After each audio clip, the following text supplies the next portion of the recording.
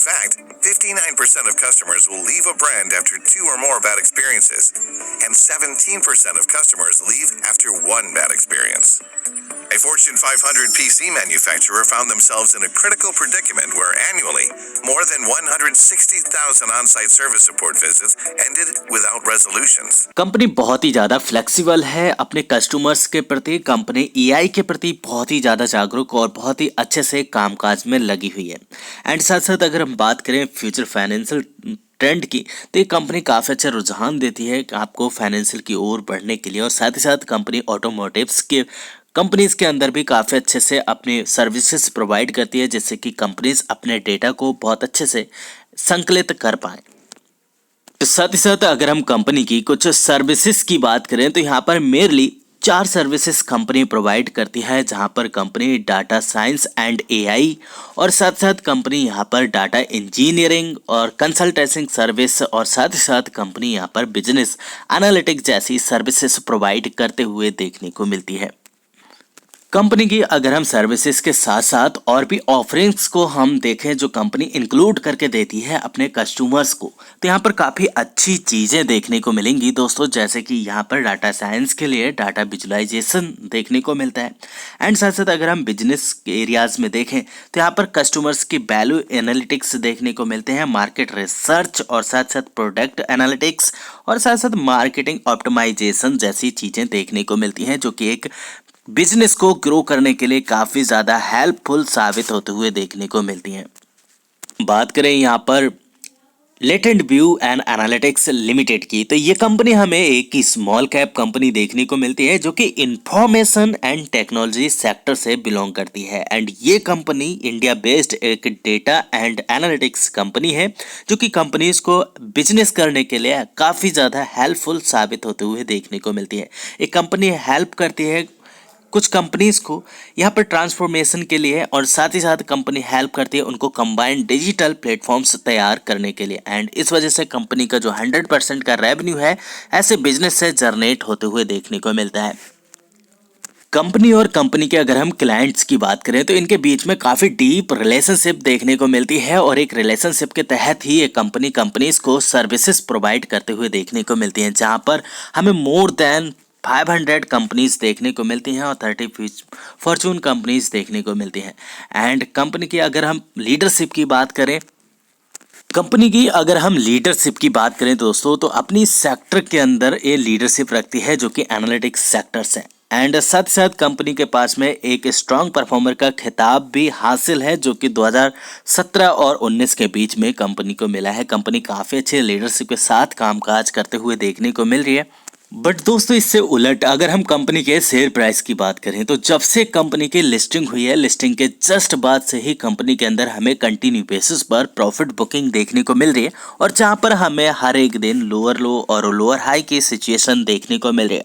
और रिसेंटली ही कंपनी ने 700 रुपये से गिर के 305 रुपये का 52 वीक लो भी लगाया, और कल की ट्रेडिंग सेशन में देखा जाए तो 330 रुपये के ऊपर ली है क्लोजिंग। तो अभी आने वाले दिनों में स्टॉक प्राइस हमें कैसी परफॉर्मेंस देते हुए देखने को मिल सकता है, इसके बारे में भी हम बातचीत करेंगे। तो वीडियो दोस्तों आप एंड तक जरूर देखिएगा, और हम ये भी जानने की कोशिश करेंगे शेयर प्राइस के अंदर हमें इतनी बड़ी गिरावट क्यों आते हुए देखने को मिल रही है। अगर हम बिजनेस की बात करें, तो कंपनी काफ़ी अच्छी एक लीडरशिप के साथ में बिजनेस करते हुए देखने को मिलते हैं। कंपनी के क्लाइंट बेस भी काफ़ी ज़्यादा मजबूत है, और मेनली जो कंपनी का 5 ऐसे क्लाइंट्स हैं जिनके पास से कंपनी को मोर देन 54% और इवन आप कह सकते हैं 50% का रेवेन्यू जनरेट होता है। अगर हम लेटेंट व्यू की क्वार्टर वाइज परफॉर्मेंस भी देखें, तो यहाँ पर हमें कंटिन्यू बेसिस पर इजाफा आते हुए देखने को मिल रहा है। और ये इजाफा हमें क्यों आते हुए देखने को मिल रहा है, क्योंकि कंपनी के पास में जो एक अदर इनकम का सेगमेंट है, यहाँ से कंपनी के पास में काफ़ी बड़ी इनकम आते हुए देखने को मिल रही है। तो जो यहाँ पर ईपीएस हमें ग्रो होते हुए देखने को मिल सकते थे, ऐसी स्थिति में ईपीएस हमें ग्रो होने की बजाय यहाँ पर डिक्रीज होते हुए देखने को मिल रहे हैं। एंड जिस वजह जो कंपनी की वैल्यूशन है वो काफ़ी ज़्यादा हाई होते हुए देखने को मिल रही है, और जो कंपनी के जो यहाँ पर ईपीएस है वो हमें कंटिन्यू बेसिस पर फिसलते हुए देखने को मिल रहे हैं। हालांकि कंपनी के शेयर होल्डिंग पैटर्न की बात करें, तो प्रमोटर की हिस्सेदारी भी हमें कंटिन्यू बेसिस पर इंक्रीज होते हुए देखने को मिल रही है, और यहाँ पर कुछ दिनों से यहाँ पर डिक्रीज होते हुए देखने को मिल रही है। अगर हम बात करें पिछले क्वार्टर्स की तो यहाँ पर हमें हिस्सेदारी बढ़ी हुई देखने को मिल रही थी, बट अगेन यहाँ से हमें हिस्सेदारी कंपनी के अंदर प्रमोटर्स की डिक्रीज होते हुए देखने को मिल रही है। और रिसेंटली दिसंबर के क्वार्टर की बात की जाए तो 66.31% की हिस्सेदारी दर्ज की गई है। एंड अभी जब मार्च के क्वार्टर आएंगे तो यहाँ पर और भी चौंकाने वाले शॉक आपको देखने को मिल सकते हैं यहाँ पर प्रोमोटर की हिस्सेदारी में, और साथ साथ यहाँ पर पब्लिक की हिस्सेदारी में भी आपको बदलाव देखने को मिल सकते हैं।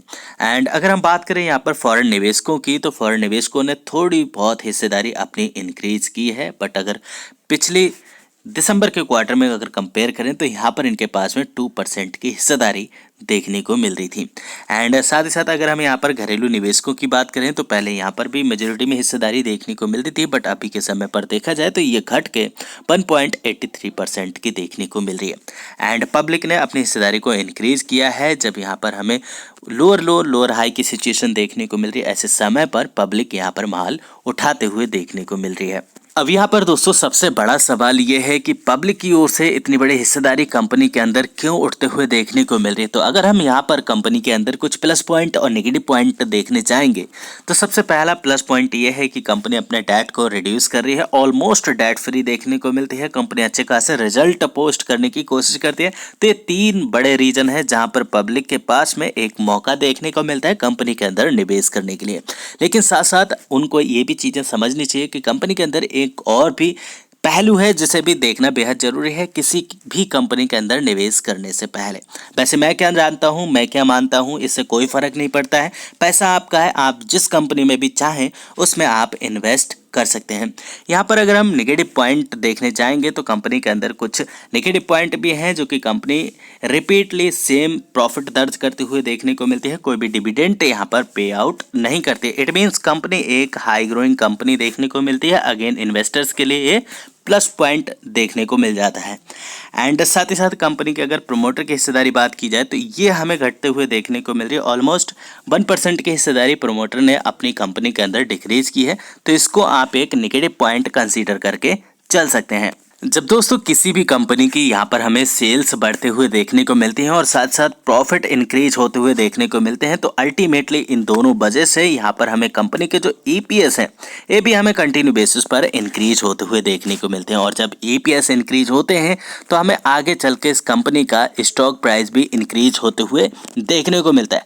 बट यहाँ पर सिचुएशन अलग है। कंपनी की जो ईपीएस हैं हमें कंटिन्यू बेसिस पर डिक्रीज होते हुए देखने को मिल रहे हैं। और ये डिक्रीज क्यों होते हुए देखने को मिल रहे हैं, जो कि कंपनी की अदर इनकम है इसके अंदर हमें काफी बड़ा इजाफा आते हुए देखने को मिल रहा है, जिसकी वजह से कंपनी के ईपीएस हमें घटते हुए देखने को मिल रहे हैं। हालांकि अगर बाजार की सिचुएशन देखी जाए तो यहाँ पर भी हमें काफी ज्यादा वीक देखने को मिल रही है। तो एक ये भी फैक्टर है स्टॉक प्राइस को काफी अच्छे से हैमर करने के लिए।